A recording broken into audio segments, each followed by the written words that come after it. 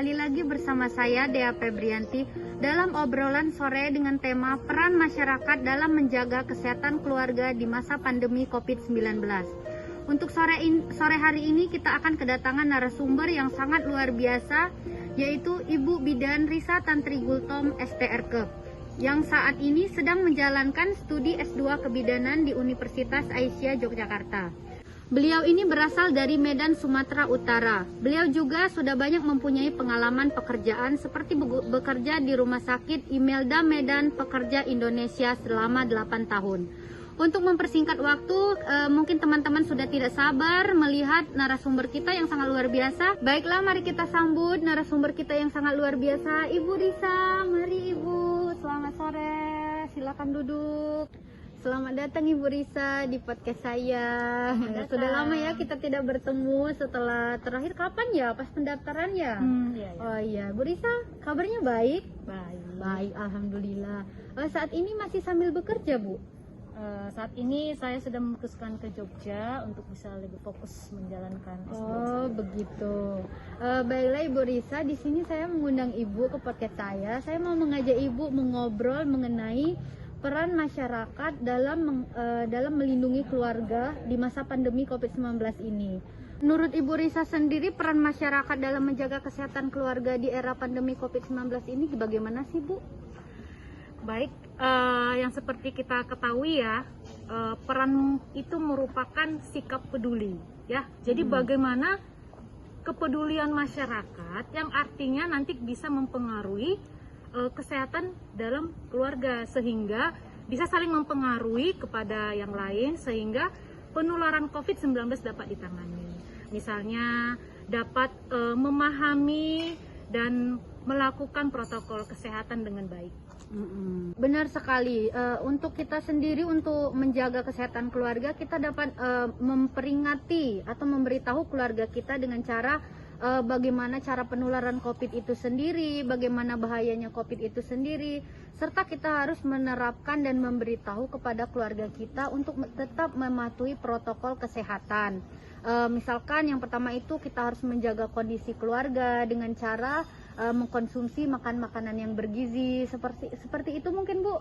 Ya betul, seperti itu Bu. Jadi sebenarnya peran keluarga ini sangat penting. Kenapa?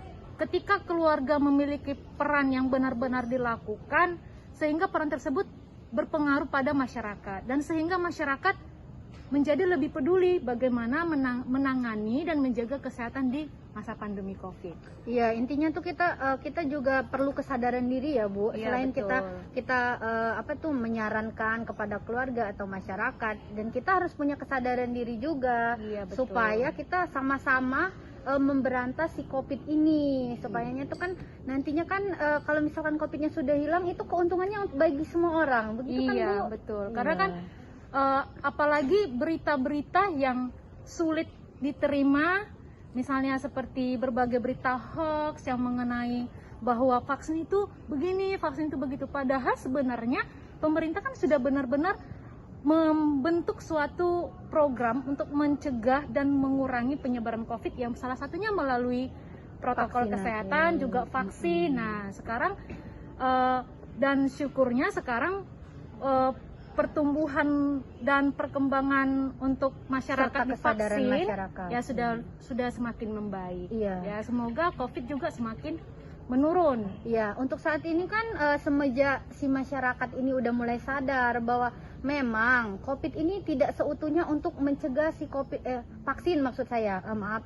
Nah, vaksin ini memang tidak seutuhnya, misalkan udah divaksin langsung nggak ketular nih, itu kan nggak gitu. Jadi setidaknya kita berikhtiar gitu loh maksudnya. Menurut Ibu Risa sendiri, kalau peran masyarakat itu dimulai dari seperti apa, Bu, misalkan? Jadi peran ini kan merupakan sikap ya, sikap peduli. Jadi yang paling penting itu adalah dari diri sendiri dulu. Nah, jadi ketika kita memulai dari hal kebiasaan yang baik, misalnya rajin mencuci tangan, memakai masker. Nah, kita memakai masker itu ya nggak sembarangan. Kan kadang ada orang memakai masker itu sampai 1 harian. Sebenarnya tidak boleh gitu kan. Itu efektifnya sampai berapa lama, Bu, sih pakai masker itu? Misalkan kayak masker ini ya yang kita pakai ini sekali pakai itu maksimal efektifnya itu berapa jam? Ya paling tidak minimal 4 jam itu sudah diganti gitu kan. Cuma 4 kadang jam. masyarakat sebagai masyarakat ini masker itu sampai 1 harian, jadi ya tidak efektif lagi dalam menangkis virus. Teman-teman, obrolan sore seperti yang dijelaskan oleh Ibu Risa tadi, bahwa masker itu jangan memang kelihatannya itu bersih ya Bu ya, nggak ada apa-apa, nggak ada kotoran, tapi harus diganti minimal 4 jam sekali, karena virus itu memang tidak bisa kita lihat kasat mata gitu loh, tapi itu sebenarnya virus itu ada, dan jika sampai menghampiri bisa ngebunuh gitu loh. Seperti kan udah banyak kasus yang sebelumnya pertama kali kita dihampiri oleh COVID-19 ini kan banyak banget kasus bunuh seperti itu Bu. Iya betul sekali. Menurut Ibu Risa sendiri yang pernah menjadi salah satu tenaga kesehatan yang pernah menangani pasien COVID ya Bu, pesan dan kesannya itu seperti apa sih Bu? Ya terima kasih. Jadi yang selama ini saya lihat gitu ya, ternyata masih ada keluarga pasien yang belum mempercayai bahwa COVID itu ada. Nah, sehingga ketika kita memberikan edukasi itu sangat susah. Kenapa? Karena pasien yang sudah terkonfirmasi COVID-19 pastinya kan di ruang isolasi. Nah, gitu.